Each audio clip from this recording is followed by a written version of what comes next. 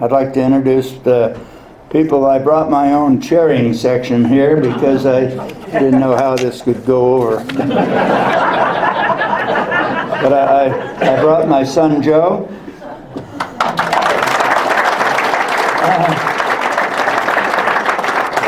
I thought my daughter was here for a while, and I don't know where she went. She found something better to do. I don't blame her.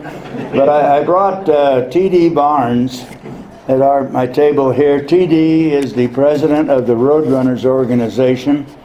I also brought Roger Anderson, another old bald-headed goat here, who I've flown with for many years.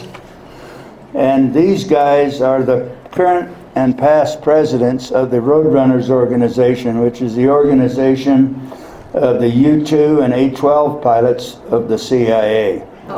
So the Roadrunners is a unique... That's a fairly unique club, and there weren't many people that got to do those things. Also, in my standing crowd here, I got Norm and Donna Myers, old friends of mine who I asked along here just because I needed a bigger cheering section. And of course, Chris Johnson, the airport operations manager, and Mike Bradford, my buddy who had introduced me here. So without further ado, the story that I want to relate to you tonight has to do with the development by the United States of the world's fastest air-breathing airplane. And this lucky son of a gun got to fly that. And it's a thrill to go faster than hell, faster than a speeding bullet and all of that, and over up to 90,000 feet in altitude. But we didn't do it with glider wings. We had very thin wings that went like hell, and the airplane got hotter than hell. So, there he is. There's my man. Okay, next. That's what I looked like when I was a youth. And something magic happened, and I grew up. That picture was taken in 1967 at Area 51. I'm standing by the nose of the wonderful A-12 Cygnus, which is what it was called. Next slide. I want to introduce you to the family of airplanes that make up the Blackbird family. And there's only one really hot rod in the bunch there. That's what I think. But there you see the YF-12 interceptor version, this guy. It carried 3 AIM-47 missiles. It was a proof of concept airplane. They only built 3. It worked pretty good. It's expensive as hell, and they had enough of the cost of that, so it never went anywhere. They built more of this model here, which I call the family model. I'm sorry if any of you guys are SR drivers, but I don't have a hell of a lot of good to say about it. I never flew that thing either, thank God. But I did fly the A-12 on the end over there, that wonderful thing. And the one at the bottom down here with the drone on its back, the monkey on its back, is the M21, which is really a marriage of an A-12 with the D-21 drone, a program that ended in great fault, loss of the airplane, loss of one of the guys in the 12, and it was canceled for the A-12 to carry that thing. It worked for a little bit, but it scared the shit out of everybody. And you can see, look at the wingspan of the drone and the clearance between it and the rudders.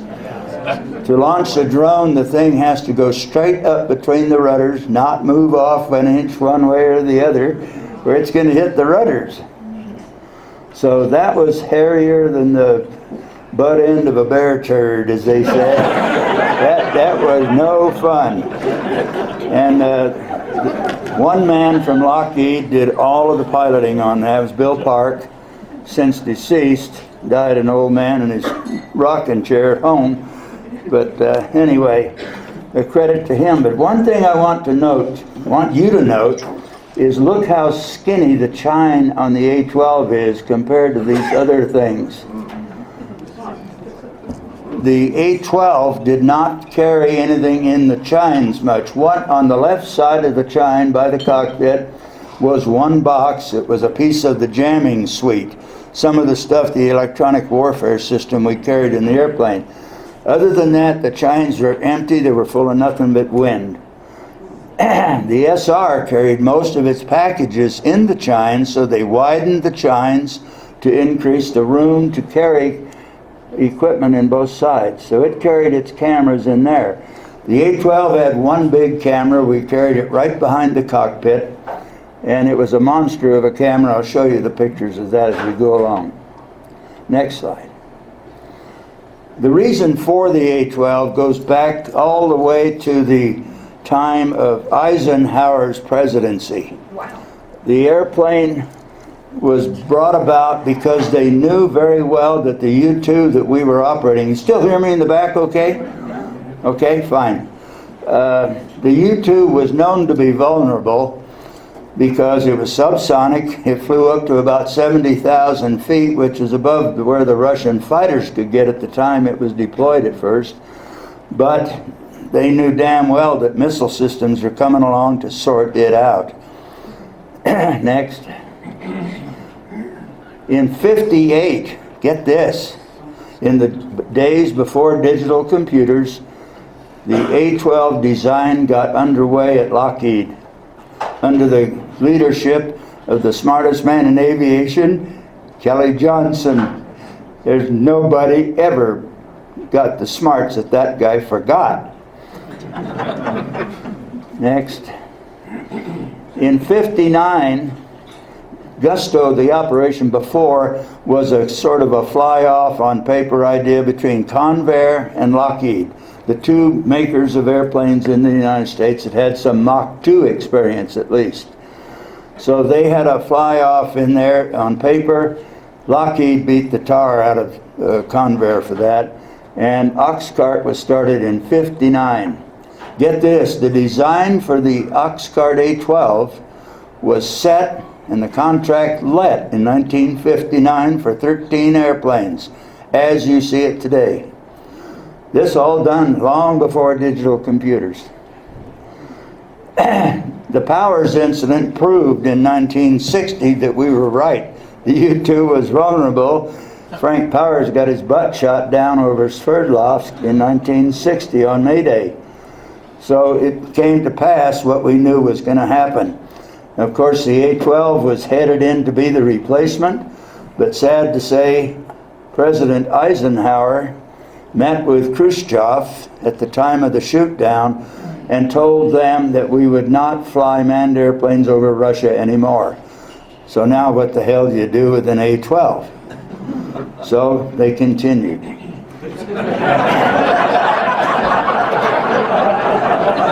Okay, next one, there we go. The objectives given in the contract to develop the airplane were both robust and some of them achievable and some not. We just never quite got there. We never made the range of 4,000 miles. We could squeak out 3,000 miles tanker to tanker, which is well more than across the United States, or well more from New York to Paris or something like that. We could do that, and we did that all the time. We refueled all the time, which is not a hard thing to do. A lot of people think it is, but it's relatively easy. It's mostly formation flying, which anybody can do that. The speed objective of Mach 3.2 was set and established by the technology limits of the metals we had to make the airplane of. And so we achieved that easily. The speed limit of the airplane is not a Mach number limit. The speed limit of the airplane is established by the compressor inlet air temperature. In other words, what the temperature of the air going down the engine, there's a limit to what the engine can take. After that, it shreds. And that's terrible to try and fly a twin-engine shredder. The altitude objective of 85,000, we made that handily. And we used to get 85 on every test top. It was easy to do. The maximum altitude ever demonstrated by the SR under the most optimum factory condition was 85,263 feet or something. Shit, we got that in a turn all the time. So there's a big difference in the performance of the Cygnus, the A-12, and the family model. Next. The weight of 110,000 pounds was an arbitrary thing. I don't know where that came from. I didn't have anything to do with it. But we couldn't get that skinny and go that far. Hell, we carried 68,000 pounds of fuel. All you got is left is a few ton there to make the airplane of. Next. The camera systems, I want to go through these rather quickly. The reason for the airplane in the first place is to carry a camera. It wasn't made to bomb. It wasn't made to, send radio signals. Its purpose was to take high-resolution photography of our postulated enemy, Russia. And we didn't like them, and they didn't like us, and we made airplanes to spy on them because we wanted to know what the hell they were up to. Well, in the first picture here, and this is the U-2 airplane, you can see a bunch of guys loading a camera from the bottom. They're putting it in from the bottom. They got a little kind of a gantry up top that they crank it up. And if you look closely, you can see that there's actually 3 cameras in that sled. There's a vertical, a look left, and a look right. So that's how they got their swath, with 3 cameras. And that's an early Perkin-Elmer design. Perkin-Elmer's a very small optics company based in St. Louis, I think. And they're still around. They make things like the Hubble telescope. Anybody, sort of a fair optics company. For safety and redundancy reasons, Kodak was asked to make a camera system, and it ended up being very similar to the Perkin-Elmer design. It didn't work reliably, so it was never used operationally. The next. Hycon was a small company that made very good tactical cameras used in fighter aircraft throughout the United States, and Hycon never did get used in the A-12 operationally. This picture at the bottom here is a picture looking down on the top of the Q bay, which is the camera bay in the A-12, and all you see is electronics boxes and crap like that. I don't have a good picture showing what the camera looks like at the bottom. But of course the camera looks out through a glass covered hatch at the bottom looking at the ground target. Next. The camera system in a nutshell, this is the Perkin-Elmer camera. Worked very well. We flew 29 missions, I think it was, over denied territories using the Perkin-Elmer camera. And we had one instance, one time, when the camera worked on the first pass and jammed on the second. And that's it. So 29 and a half successful was pretty damn good, I thought. It was a panoramic camera, which meant when it took pictures, it was horizon to horizon, sort of. Well, it's not that quite that, but it was 67 miles off nadir. Nadir is straight down. So 67 left and 67 right, and resolution at the edge of 67 was somewhere around 2 feet. So it could discern things that were 2 feet or bigger. The system, the Perkin-Elmer system, uses 2 cameras in the A-12, and they're taking pictures on the same piece of film. Okay, it's not 2 cameras looking at the same spot on the film, it's 2 places on the film, and the film is sprocketless. They had a friction drive for it, which was faster, safer, and didn't punch new holes, and all the other crap. The camera system was a stabilized, gyro-stabilized platform so that you could maneuver the airplane a bit and the camera would stay on the target. And it would continue taking pictures even if you reached a gimbal limit, but they weren't as good because now you're allowing the airplane vibration to be picked up in the camera. See what I mean? Yep. So, one roll of film, 5,000 feet of thin base film. That's a mile of film in that big brownie. And that was it. The linear coverage, if we started and wanted to run a continuous path picture, panoramic, get it now, remember what I told you, you could go 2,500 miles before you ran out of film. So we carried some film. It was an 18-inch lens shooting at 3.8. So an f-stop of 3.8. Pretty good. Look at the resolution, 1 foot. Look at the contrast, 200 lines per millimeter. This is like taking pictures of hares in a parking lot. This is damn good, especially for a camera that was whistling along 3,300 feet per second, which is the speed of the airplane at cruise. Easy, reliable performance, I've said that. Easy pilot controls, on-off. On-off weather. It was it. On-off standby weather. If it was cloudier than they said, stick it in weather. If it, otherwise, put it in on and go. I never had a camera failure. In the missions I flew with the airplane, I never had a failure. So a mature system for sure. Next.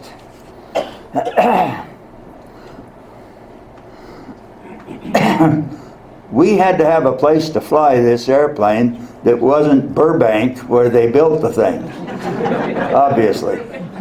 So we built the airplanes in Burbank, completely and totally built them. Every last rivet, screw, and weld was put on them there.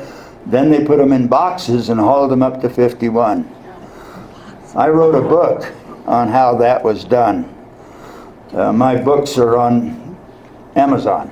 But it deals with how much work that was to haul 18 airplanes total. The A-12s, the YF-12s, and a couple of slugs. You know, a couple of things used for for radar cross-section analysis.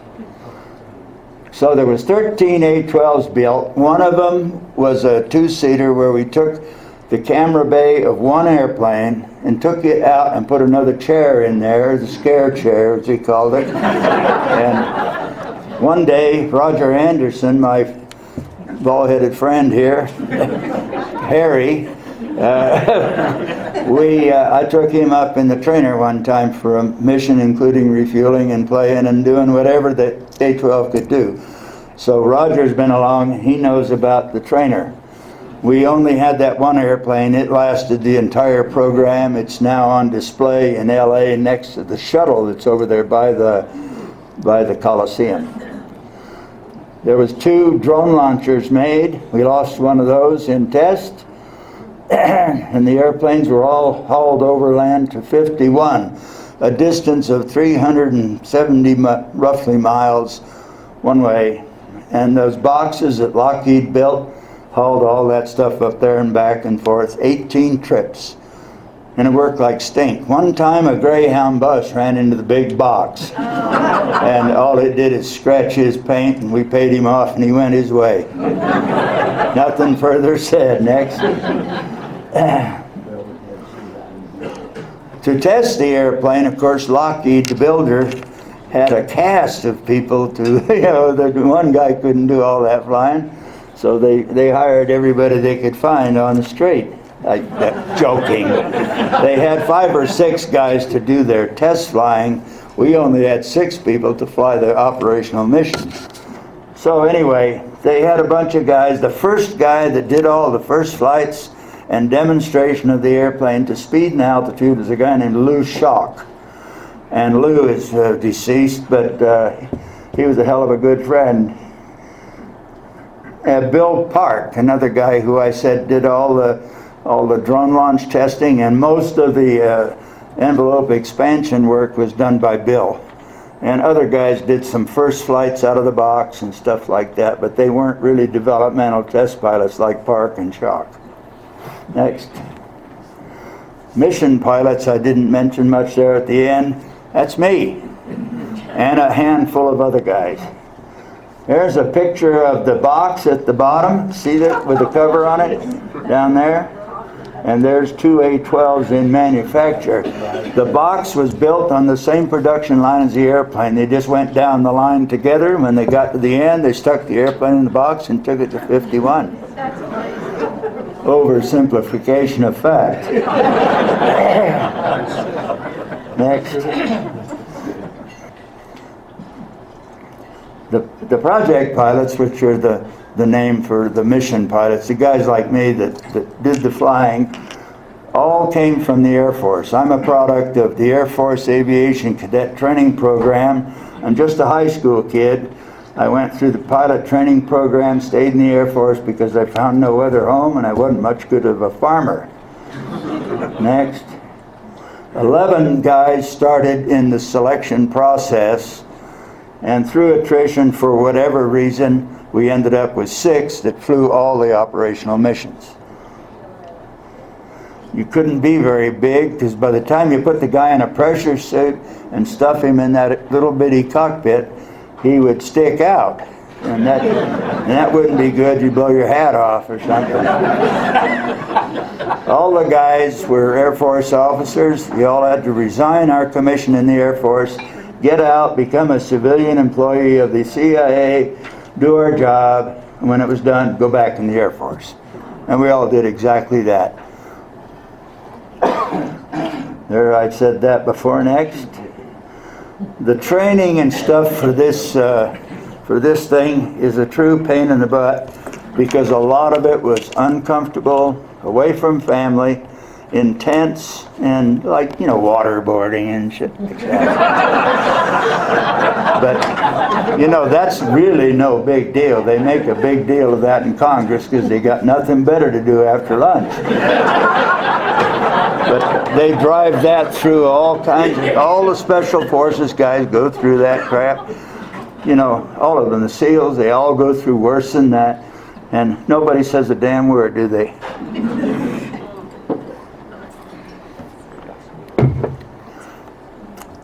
The best part of the training was the flying training. I ate that up. That was great. If you like to go fast, go high, and don't do it all that often, you'd like flying the A-12. We were based all over Hellengone, the pilots were. I was the one Palmdale weenie there, and I went out there because I had 3 kids and I was looking for the best school system within range of Burbank. We had to be able to commute to Burbank because that's how we got from the area. We flew in on those Connies that came out of Burbank. We spent 5 days a week up there doing this. I did that for 5 years. And that's tough on family, I'll tell you. If you haven't done that, you don't know what it's like. Overseas, we would be over there 6 to 8 weeks at a whack. Anyway. There's only 3 of the pilots left today.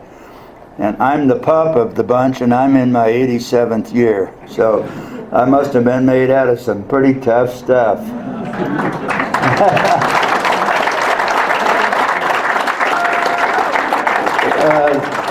The picture of the 5 guys on the right, and the one on the left is Jack Weeks, who we lost right at the end of the program. But of the ones you see on the right there, 3 remain. Ken Collins, Denny Sullivan, and myself, Jack Layton, and Mel Bobadich, and Jack Weeks are lost. A couple of them just died of old age. Next. I want to get into the airplane a little bit, and as I do this, I've got some pieces of this thing that I'm going to pass around so you get a better feel of what I'm talking about for structures and stuff like that. I want these back. If this shit gets on eBay, I'll kill you.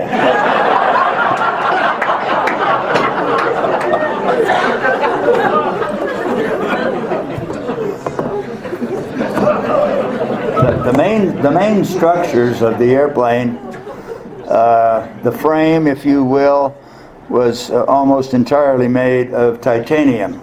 And they were both forged, sheet, and extrusion pieces. And then you had to put the covering on things. So the structure, understructure, primarily titanium. Next. Surfaces, the covering of the airplane, it was about a third plastic. Can you believe that? No. It is. And I've got some chunks of that to pass around here so that you'll get a grip on that. That's a piece of a trailing edge of an elevon. Don't sniff the asbestos in it.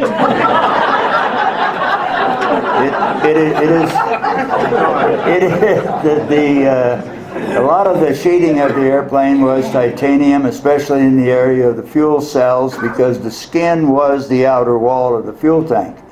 So the tanks were integral to the airplane. The airplane was a tank was the airplane. The Lexan composites, like that piece coming around here, that one was damaged, by the way, when a wall of water pushed the A-12 up against the girders in a hangar during Katrina. And the guys down there, the people down there at Mobile where that airplane was, gave me that. They signed it and gave it to me, just a piece of my collection. But anyway, that's trailing edge elevon. Notice the honeycomb stiffeners in it? Some of that and the coating and paint put on those stiffeners is part of the stealth design. I'll go into that in more detail.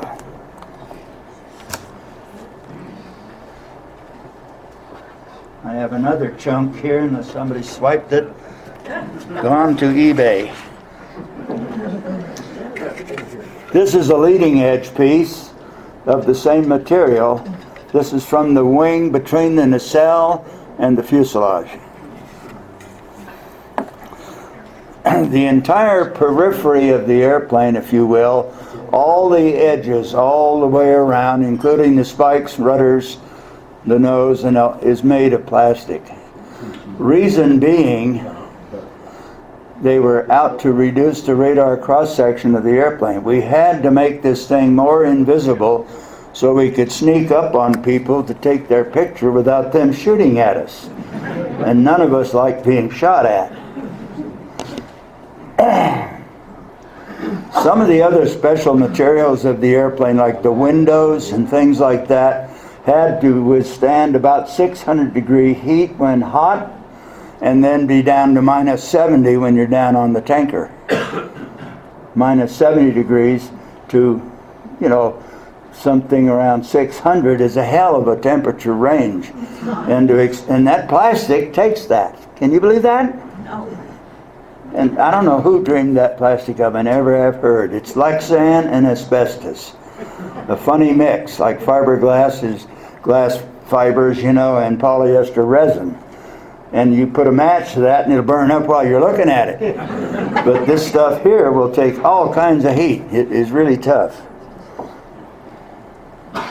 The windows that the camera had to look through on the belly of the cube A, the lower cube A hatch, where the cameras look down through those windows, could not be glass because the glass got imperfections in it just due to heating and got waves in it and things like that, which screws up photography. So they knew that quartz was impervious to that, but you can't get natural quartz in sizes big enough to do any good, nor of the optical purity you want. So the scientists study what the hell quartz is made of, and they went out and cast a bunch of it, and you could make it as big as a tabletop if you want. So they manufactured quartz and cut that to the size they wanted. They had trouble attaching that to the metal frames.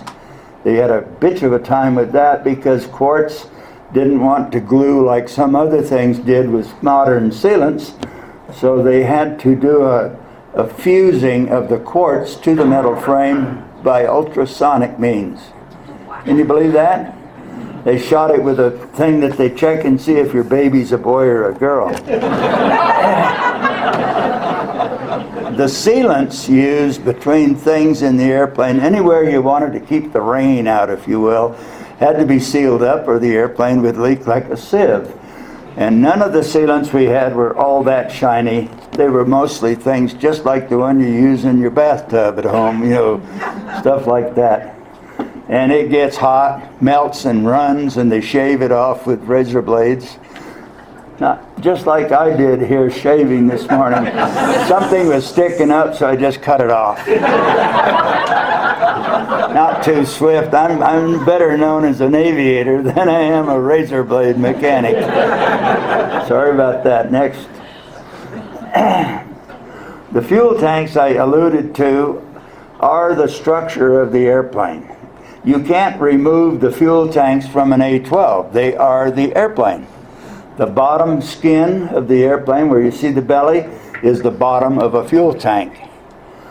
The fuel tanks, there's 6 of them in a row from starting at the cockpit back, and they hold 68,000 pounds of fuel. Anybody here can figure out that that's 10,000 US gallons. That's a lot of petrol. And this thing feels just like you're flying a milk truck. It's got more wiggles and because it's full. And it's not full of anything that's rigid. It's full of liquid. So it kind of does this, you know. In turbulence, it's a funny feeling, but don't worry about it. The airplane leaked fuel all the time, so we did not refuel the airplane on the ground until you meant to fly, and then we'd only fill it up about halfway. And we'd go out, take off, and go to a tanker right away and fill the airplane up in the air. So we got plenty of practice refueling. Like I said, that's a piece of cake. It really is. A lot of people think it's difficult. It's difficult in the clouds at night in lightning. That will literally scare the shit out of you. Excuse my French, recorder. Okay. The airplane was ready to flight test before the engines were ready to fly, the J-58s. So in the beginning, they put the third engine, the 105 and 106 were carrying J-75 afterburning engines, and pretty good engine, not big enough, not suited for the inlets, but we could get it up, fly it around, take off, land, refuel. Couldn't get out to speed or anything, but it was a good substitute for a while. Developing about 25,000 pound static thrust in AB. The project engine was a J-58, both of these, by the way, by the best engine maker in the world, Pratt & Whitney. And I've flown many thousands of hours behind Pratt & Whitney, and maybe one engine failure in the whole pile, so I think that's pretty good. And the 58 is 32.5 in the weakest model of it. They made one that was 34,000 pounds. They're basically the same engine with a variable in the guide vane. So the 58 is 1 horse of an engine. It was designed for the Blackbird. It was designed to match the inlet duct, and the duct was made to match the engine. And until those two could marry, you know, you weren't going to be happy for a while. Next. Picture of the J-58. I want to point out one thing. A lot of people, an engine's an engine, right? Not quite. You see these tubes along the side? See them right there? There's 7 of those tubes that go down, ducting air from the 4th stage of compression in the engine compressor, going around the hot section and dumping into the afterburner unburnt. That air has not gone through the main combustor of the engine. It went around it. One of the secrets of the J-58 and why it made sea level thrust at 85,000 feet in the air. That's why the thing goes like hell, by the way. Wonderful engine. Lockheed called their airplane the Archangel. They also called the U-2 the Angel. Air Force guys, CIA guys that flew them never called them anything like that. We found another name. We were good at that. Anyway, the fuel, at the time I was flying, it was called PF1, petroleum fuel number 1. Didn't tell you anything. Didn't tell you anything. Could have been made out of kerosene or dog dew. It didn't make a lot of difference. But anyway, you know, while I'm sitting here, I'm a on schedule, more or less. I've got one for you. I got a trivia here. Okay. Everybody in this room has seen Top Gun, have you not? Yes. Or hold your hand up if you haven't, because you can go home now. Now that I got your attention. Okay. In the movie Top Gun, in the first third of the movie, Maverick, Tom Cruise, was sent down to his commander because he just buzzed the tower and caused the tower officer to spill coffee down his shirt. So he's down there getting his butt chewed, and about that time, the guy who was supposed to go to Top Gun school from their squadron quit the Navy, if you remember the story. And number 2 in the squadron was Maverick and Goose, that pair of the F-14 guys. And the commanding officer told them, and there's a question coming up. Maverick was warned, if he screwed up this assignment, you're going to be flying a transport out of Hong Kong hauling what commodity? What was it? Rubber dog shit. Rubber dog shit is right. I thought the best line of the whole damn movie. I had to get that out. The devil, see? The devil made me do that. Put up with me, people. I'm not quite through. The fuel system of the J-58 was powerful enough with enough volume and pressure to be used as an engine hydraulic system to operate bypass doors, the AB flaps, the AB nozzle flap, and things like that. So they did it. First time ever where engine fuel under pressure was used as a hydraulic system on the airplane. So it was a unique application. That's Lockheed for you. Those guys are just way ahead of the next guy. Next. Okay, the oil, I do have to say something about that. At room temperature, like right here today, you could carry a quart of the oil of that thing used around without the can. Because it was the consistency of cold lard, unheated. So it's the only airplane I've ever flown where they had to preheat the engine in the summer because you had to get the oil thinned out so it would flow to start. Once she got going and got warm, it was okay. But it was a very high temperature, high melting point oil so that it didn't all just go away in the wind, and where the hell did the oil go, So they made it a special thing. Hydraulic fluid was much the same. This airplane is probably the hardest airplane in the world to find a hydraulic leak because when it leaks, it evaporates and there's no sign of where the hell the leak went. So we had some problems with that. We had a big lock system on the airplane, liquid oxygen, carried 4 gallons, about 16 liters of liquid oxygen just for the pilot. And it did 2 things. One, he liked to breathe. All of us did.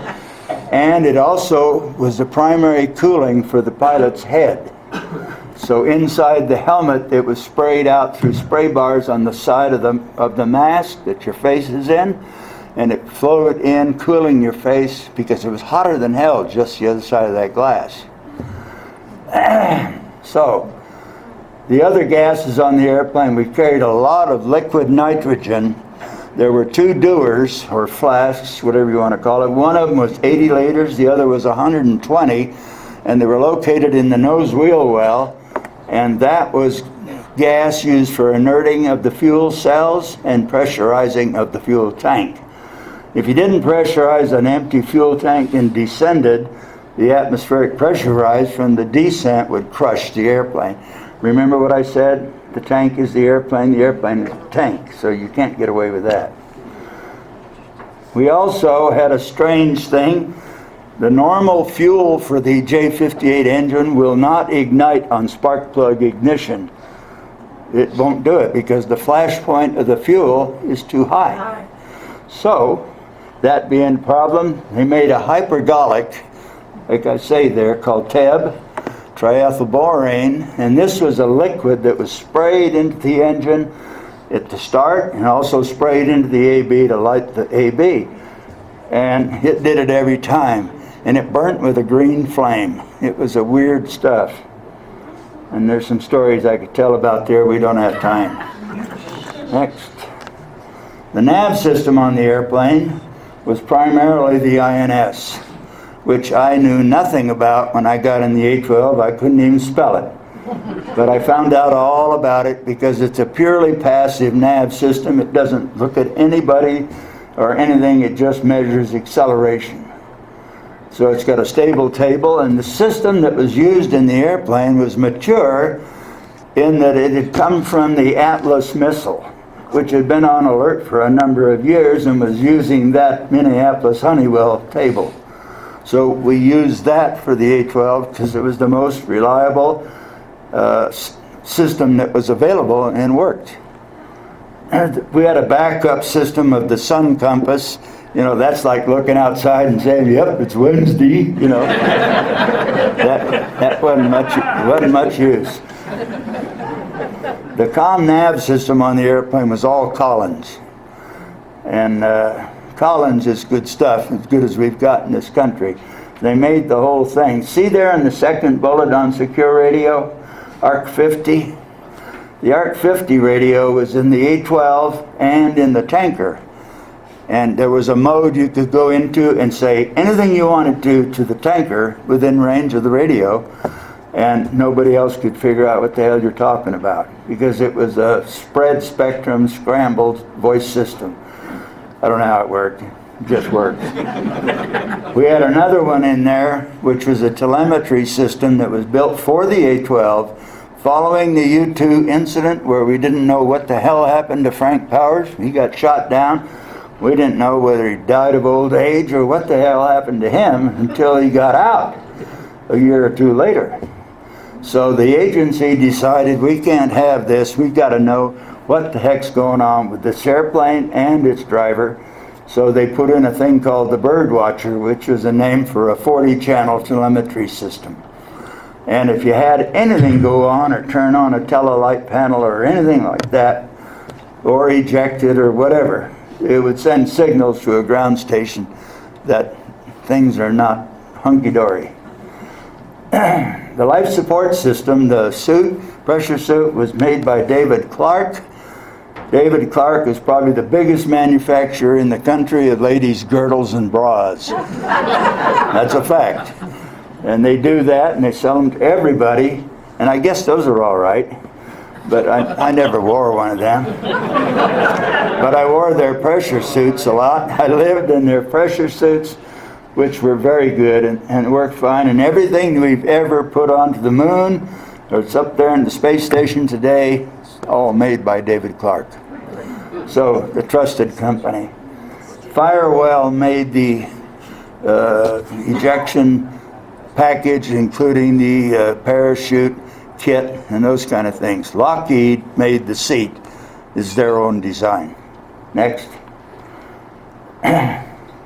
Important in this airplane is environmental systems. Like this airplane gets hotter than hell. The base of the windshield runs at about 650. The temperature on top of the nacelle back there where the rudder is about 1050, 1050 back there, because it's being heated from the inside by an afterburning engine that's glowing orange, and friction heating on the outside. So that's a double whammy back in that part. Fuel was used as a heat sink for the air conditioning and cooling the engine oil and the hydraulic fluid. Anything that needed cooling was cooled by the fuel.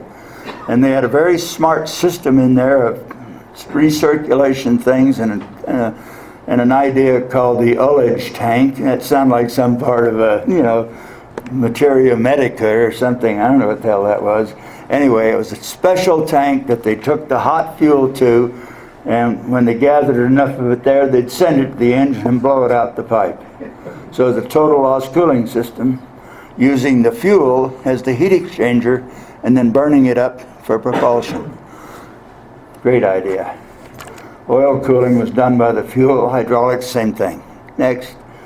The autopilot was made by Honeywell, I've never run an autopilot as much as I've done in this thing. You probably, Bob is a retired United Airlines captain, and he doesn't have much flying time, but George has a hell of a lot, doesn't he? George being the autopilot. But anyway, I can kid him. He's a good friend. He puts up with me. But the autopilot was a Honeywell system, and I've never flown a better one. And it was specially made for that airplane. It didn't come out of a B anybody or a C anybody. It came right off the drawing board to suit the need. And it did it well.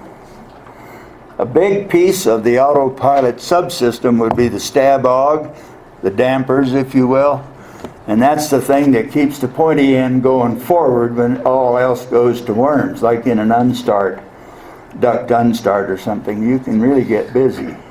I said the ejection system was basically the one used in the 104, updated with a few new ideas on the spurs and things like that that had to happen because of this airplane and the true air speeds that you might eject at, like Mach 3. Next.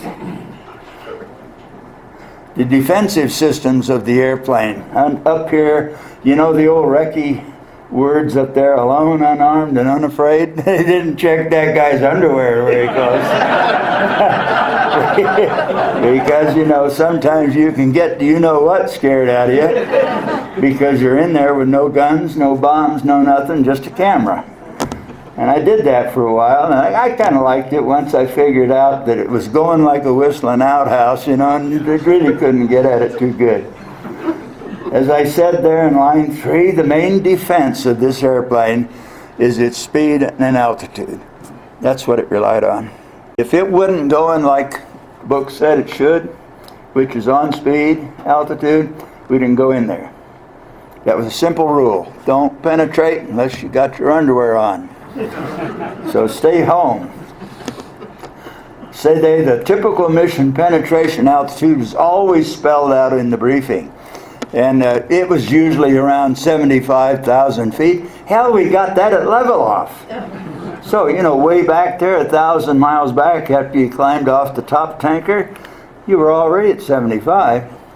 So by the time you got to anywhere you're going, you're 80 or 82, 4, whatever you can manage. But anyway, speed and altitude was our savior, but we had some other systems just in case. JIC. I say down the bottom there, North Vietnam, they only required 75. Hell, we got that at level off. I flew a mission over North Korea right after the Pueblo incident. Remember where they grabbed our boat? I was in there taking pictures, just, you know, me and my brownie. And they said 80,000 min pen for that. I went in 86. Something like that, you know, just a little insurance for grandma and the kids. Next.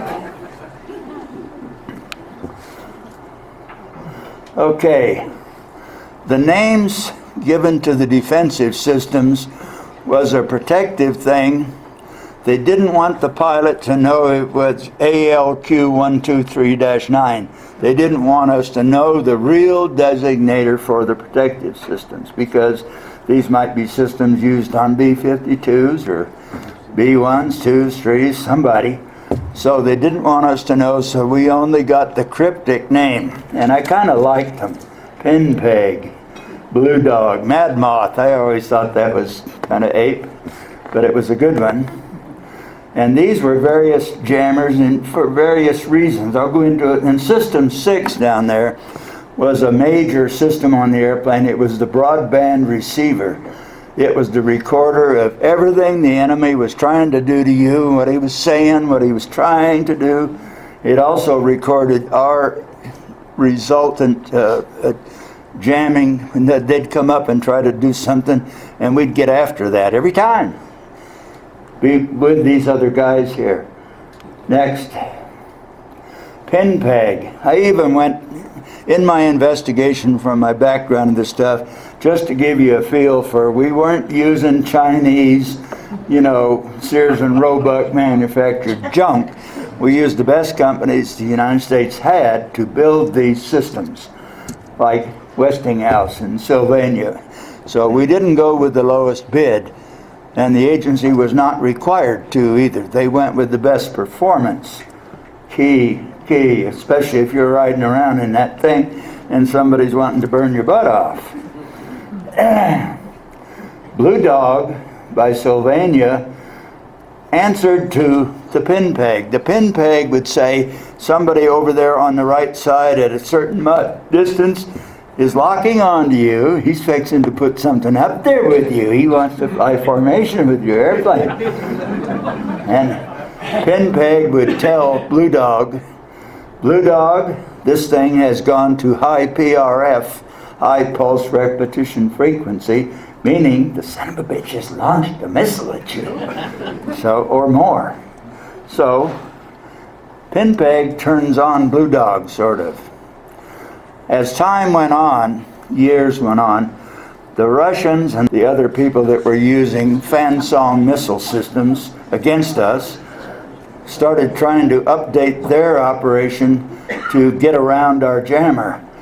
So we, being smart of foot, came up with a new one. Mad Moth was like a Blue Dog, but it dealt with some of the latest problems that we saw recorded by System 6, our broadband recorder. Next. Now, all of you guys that like airplane instrument panels, this is the A-12 panel.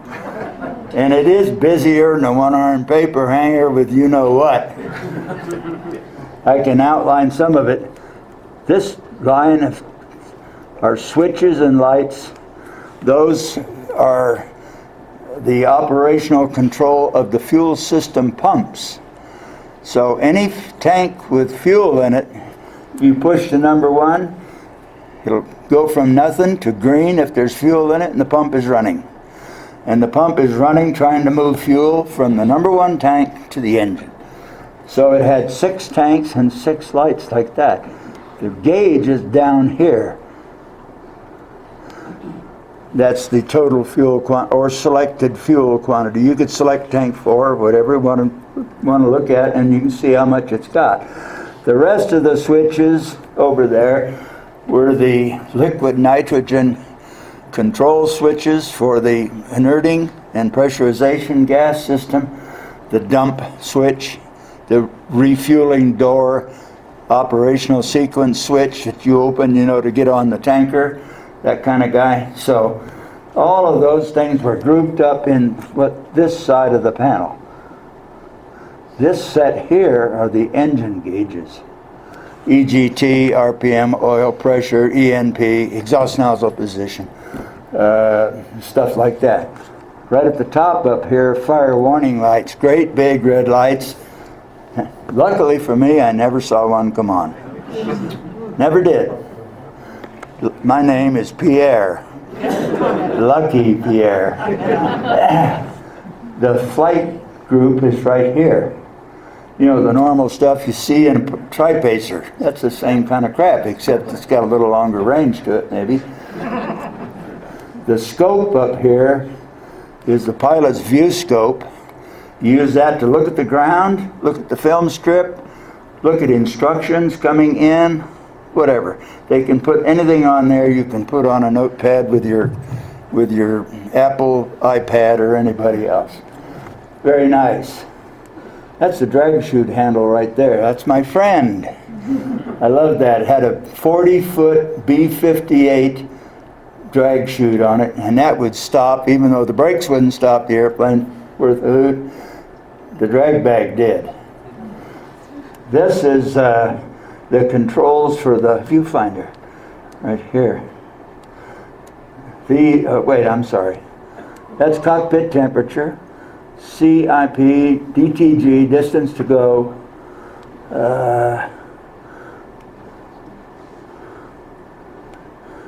These are the controls for the viewfinder. You could put up a map, advance it, retard it, go back, look at a letdown plate, stuff like that. It was all available in that viewfinder. Good thing, because you didn't have any way of doing it otherwise.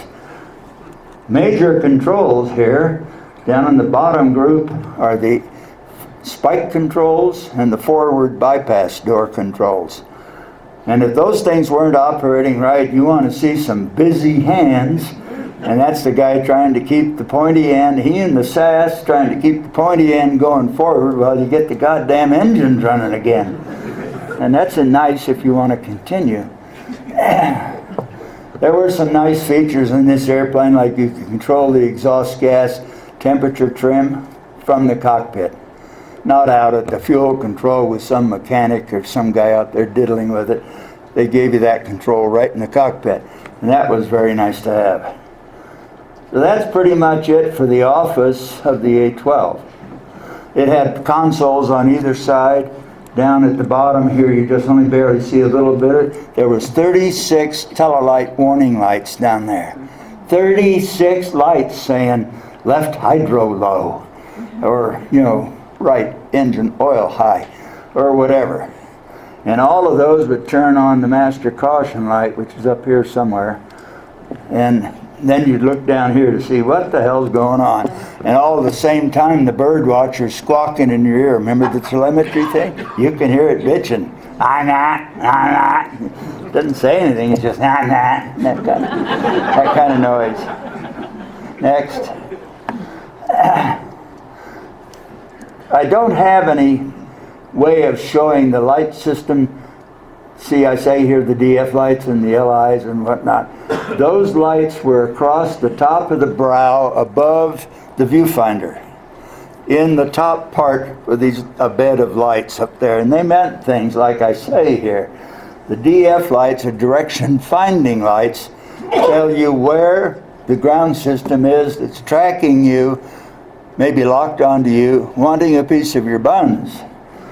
The LI lights are the launch indicator, and that says Blue Dog or Mad Moth has detected missile launch and they're coming for you. The beautiful way that we jammed those, both Blue Dog and Mad Moth, would record the command signal structure coming from the ground radar to the missile. They would record those exact signals going to the missile. And we'd store them and put them under here for a while. And when the thing got in the terminal phase, we'd start repeating those commands. And that's not what it took to hit you. It was a command-guided missile, as you know. It has no terminal seeker. So we just stick it up there, their own thing. And whoosh, sending off in the green field somewhere. That worked good. Jam red, if the light at the top of the brow in the center, the big one up there went jam red once you unloaded your pants or something, because that says the system has failed. You're already about as fast as you can go and about as high as you can go, so there's nothing much you can do about that. So you just kind of look out the window and maybe practice a prayer if you know one. Not that we were big time prayers, but we might have been. Some of us were, I suppose. The bit is built-in test. We had a function switch down here on the right console where the master arm for the jammer system was. And before you penetrated a target of any worth, in denied territory, whoever, you'd push the bit switch down and hold it and watch for the sequencing of the lights to go through a built-in logic test of the system. Each one would stage and turn on the other and turn on the other and turn on the other until it proved to itself it was doing what it should do. That's it, the bit.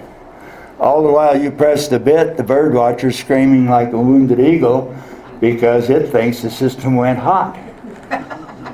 You can't tell the difference between a bit, and it can't tell the difference between a bit and a real attack. So anyway, there we go. Next. A little bit about the airplane. It's a long, skinny thing built like a butterfly. It is not very strong. It's only a 2G airframe. 2G, get that. You pull more than that stopping at the stoplight down here at Sears. So that's not much. It's kind of a wide thing for a Delta. It's 55 feet wide. Next. Only weighs 55,000 pounds empty, though. Again, I said, built like a butterfly. light and strong enough, not built for any heavy lift. Maximum weight all up, everything up, 125,000 pounds. That's the biggest and fattest airplane I've ever flown in my life. I don't fly bombers and transports and things. I'm a fighter pilot. Fuel capacity, there you go, 68,000 pounds of gas. The only time you get that on board is off the tanker. You can't take off with that. The tires would all bust before you got it airborne. The payload was not much. It wasn't made to be a transport.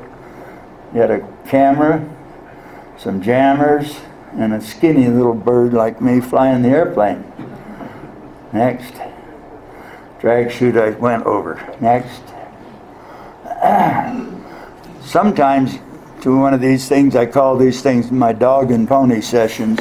Sometimes I drag out a main tire that I have in the garage at home, and it's a well-used one. It looks like junk, but it was a center main wheel off of the A-12 that is down in Mobile, Alabama.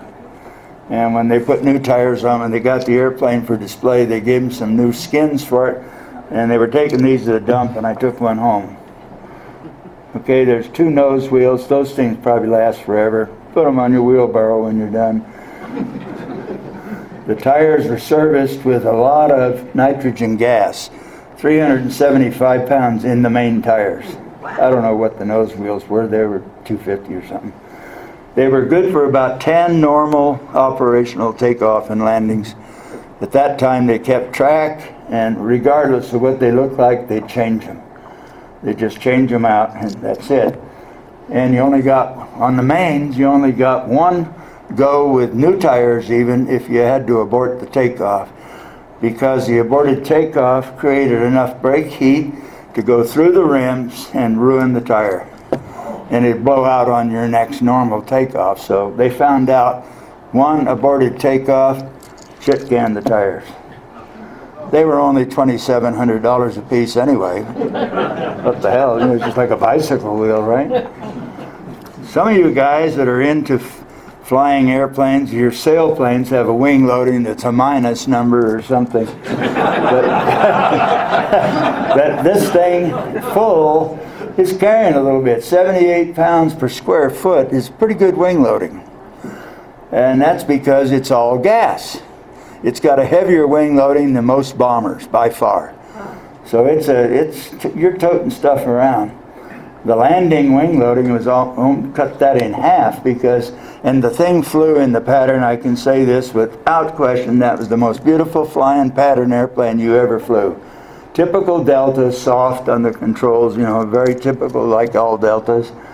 Handled great, plenty of power, in the pattern for landing and stuff like that. I loved it. It was great fun. Day, night, weather, didn't make any difference.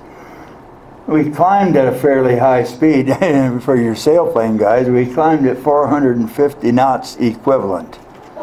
And that's the wind that's going over the wing. When you're supersonic, your pitot-static gauges are out to lunch. They don't mean a thing because you got shock waves standing on it, the static ports and the pitot tube and everything else. So those gauges are OTL. Cruise speed of 3.1. We always went to 3.1. I like 3.2 better, but what the hell. The design speed of the airplane is 3.2. And at 3.2, the spikes are all the way back, the doors are all shut, and you're where the airplane was built to be. And that's where it whistles. It really does nice. Service ceiling of 85. At least. The max demonstrated by the factory, I think, was 3.29, which is 3,340 miles per hour. It'd blow your hat off if the canopy came off, wouldn't it? And 90,000 feet. Some of the performance measures, VMC, maneuverable cruise speed. 270 knots, you could still do a 30-degree bank turn at any weight. Vmin was set at 250. Anything slower than that, you'd have distortion across the engine face, and you'd probably get a compressor stall or an unstart. Normal descent was done at 300. course, your reduced power, you're not coming down. And the pattern speed, 250, 300 around the pattern anywhere. Final, pretty nice, 175, and that was for 2-engine approach. If you had a single engine approach, you'd up that about 15, so that you'd have maneuver time to get the good engine going into reheat and to go around, reheat, AB. Normal touchdown about 145. The airplane flies slower than that, but you'd be landing on the dump chute instead of the wheels, because it would stack up at anything over about 13° alpha. The first thing to touch is the ass end of the airplane, not the wheels. And it's flying great there, you know, feels like it's at home. Rollout distance of a couple thousand feet with a good chute. I used to love to do that at Kadena, Okinawa, because you come in over Buckner Bay, water, remember the road there, number 1? Come right across that about 5 seconds before you get in, well, you're beginning into the overrun, sort of. I pulled the drag chute handle because it had to go wind up to send the message to Igor back there to unback it and throw it out, or however the hell that worked. It took a while from the time you pulled the handle until you got to feel the bag, but I timed that pretty good. And I could turn off at the first taxiway, which is 2,000 feet down the runway, and go straight to the hangar. Just like I knew what the hell I was doing. Next. How we doing on time? Getting there, okay. On a typical mission, a combat mission, if you will, or an overflight mission, the reason we were there, that kind of a mission, not a training mission, not a ferry mission, but a regular mission. The agency would send down the word to us about 24 hours out.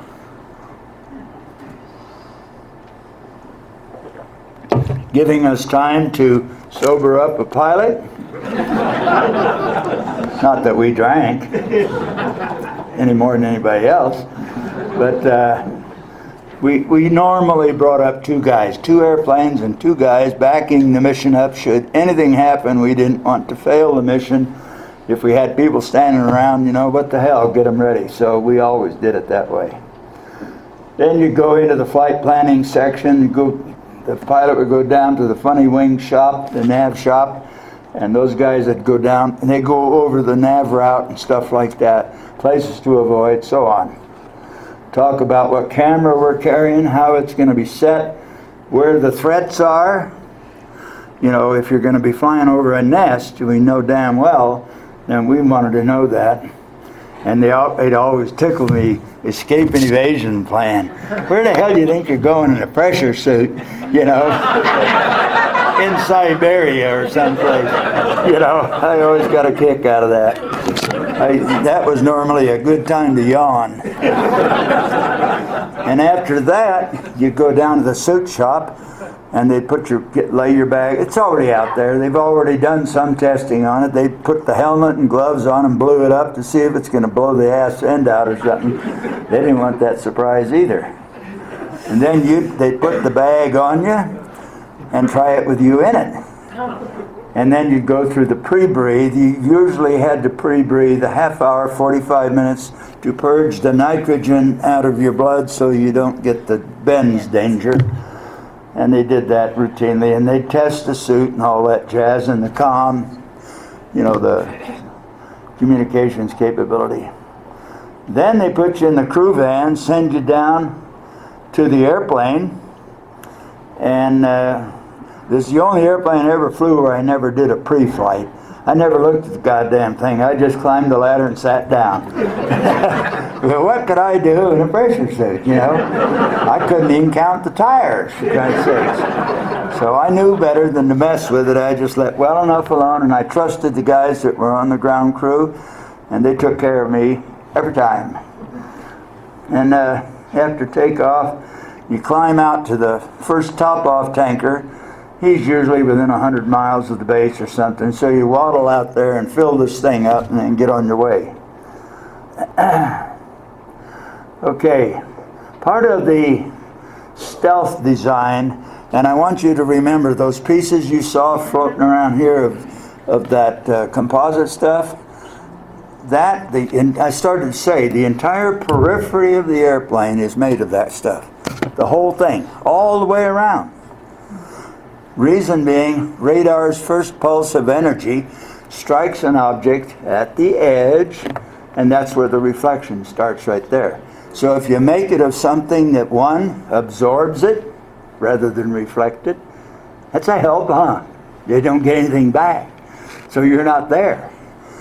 The objective of stealth for us was to deny early detection of the airplane. A couple 300 miles out. Don't let them see you. If they don't see you, they don't know you're coming. And if you get inside their launch range before they can launch, you just beat them. You whipped them right there. That's the end of the game, because you come over and go click, click, click, and take their picture and smile and on your way. Okay.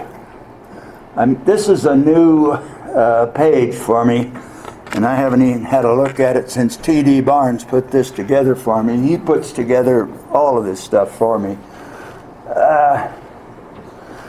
The A-12 is the first airplane built in the United States with stealth in mind. It was a project term in the contract to make it, to do what you can, no numbers given, to reduce the RCS, radar cross-section.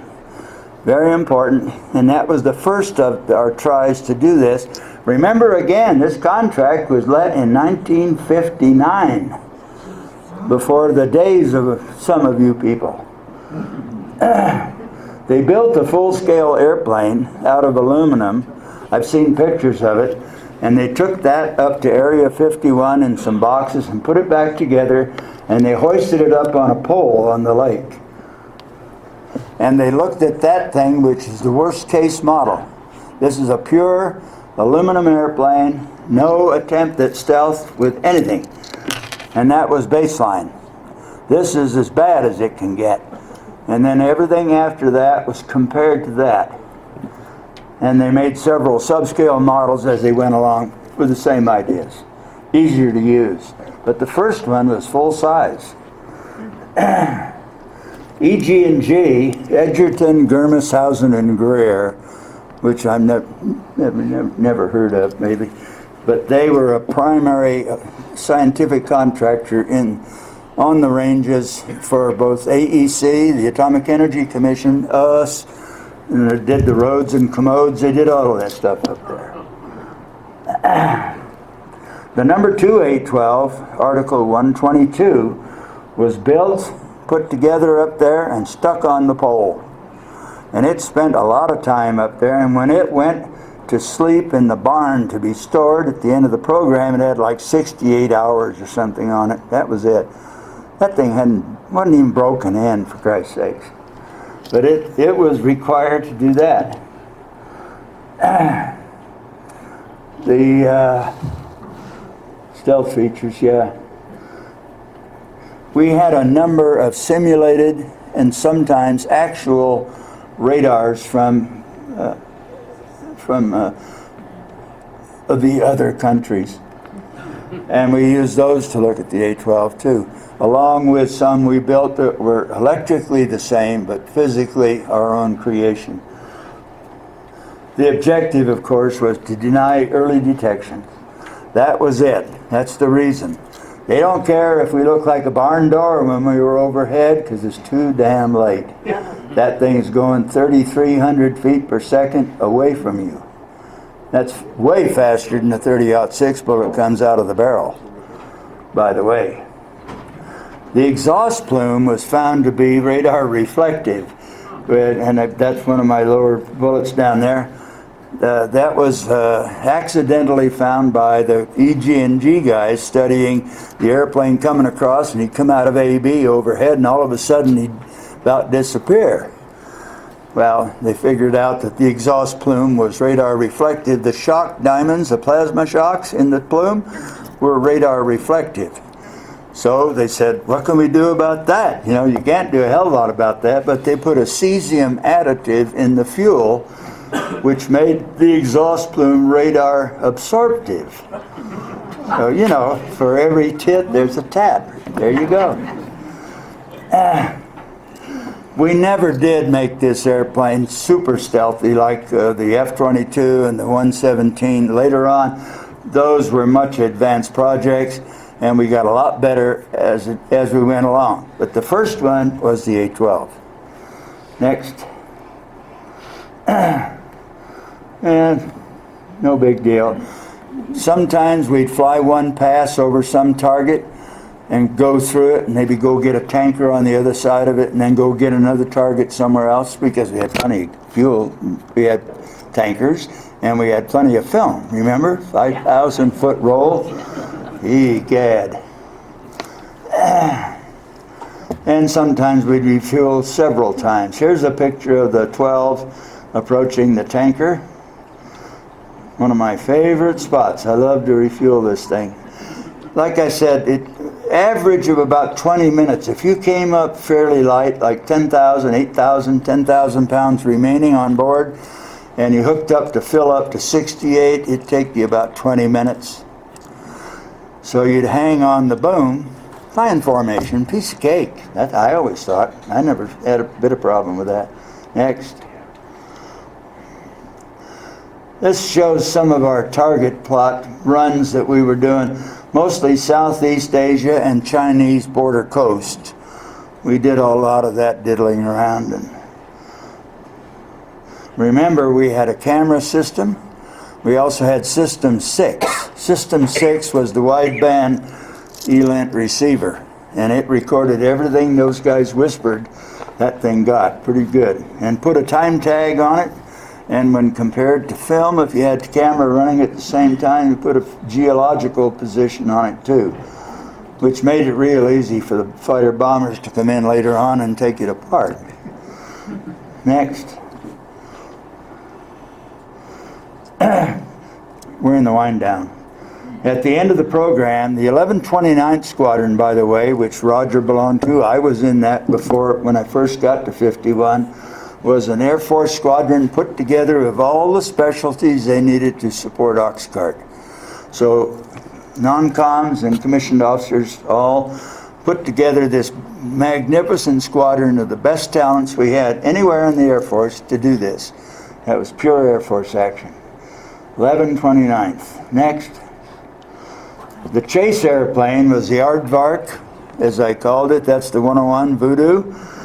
And one of my favorite airplanes. I have 3,000 hours flying that old thing, and I got around all over the world with it. And it was the primary photo chase airplane up there at 51. We had 8 of them up there, and I'd been flying that for years. Everywhere I went, they had a 101.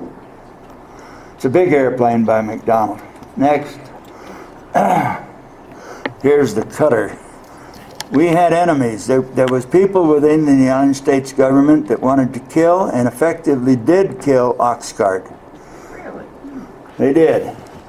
In the early days, in the days of LBJ, who was there when he killed it, of course, he was greatly influenced by what amounted to about a 4-person National Security Council. We didn't have, as we do today, the National Security Council then. They had the 303 Committee. Secretary of Defense, Secretary of, or the dingbat that had to do with the budget, Bureau of the Budget. Who else? CIA was in that. But they were outnumbered. And next. These are the guys. These were the foes right there. And every time they got a chance at lunch with LBJ, they'd say, "You got a new airplane coming along, just as good, SR-71. Just as good. Can't afford both. Get rid of one." And they didn't seriously consider getting rid of the SR, which was the Air Force's new baby. So they took the easy way out at lunch one day and convinced LBJ, and he said, "Take it down." And down we went. We pulled our pants up and went home. That was it. The last mission overflight was flown by Jack Layton, and it was a run up over North Korea to see what the hell they did with Pueblo in May of '68. The last A-12 flown anywhere was flown to storage, and guess who got to do that? Watash. I always tickled to death. I brought it back from Kadena, and I struggled through all of that crap. That airplane did not want to go to storage. It found islands everywhere. Ooh, there's one. Let's go land. Ooh, Wake Island. Ooh, dandy, you know. Ooh, Hickam. Ooh, dandy. And I finally got it home. Next. Pilots all went back in the Air Force at the end of this thing and went on to serve our time. I stayed another 9 years for a total of 29 in service to my country, which I thoroughly enjoyed. Here's a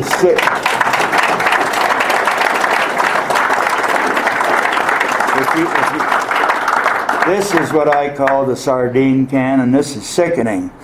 These are the A-12s in close storage at Lockheed at the end of the program. They rounded them up, stuffed them in there. You couldn't have slid a hair between them. They didn't have a lot of space, I guess. The Intelligence Star was awarded to the pilots.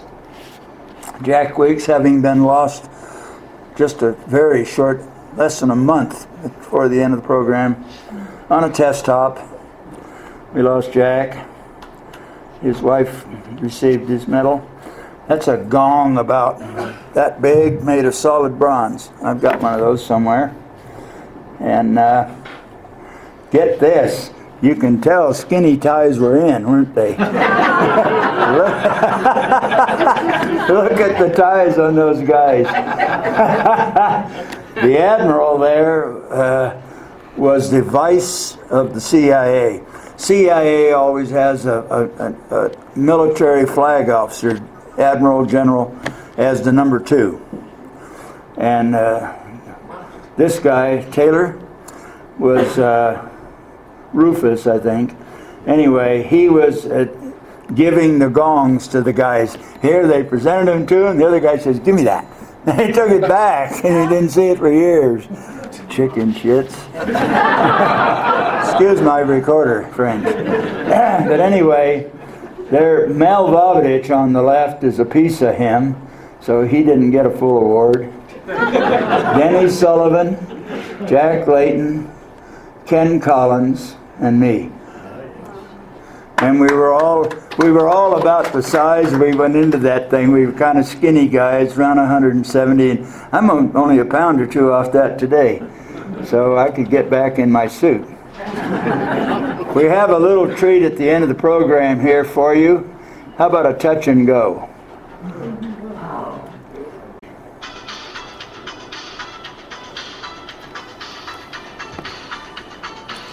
That's what I told you. That is the nicest airplane in the pattern you ever saw.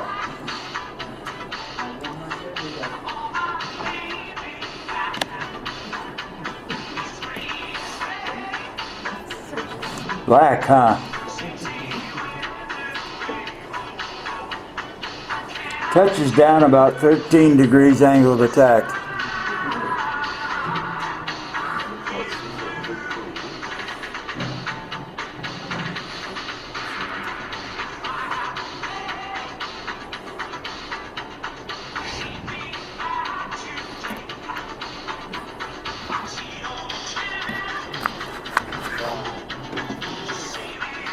That's it, folks.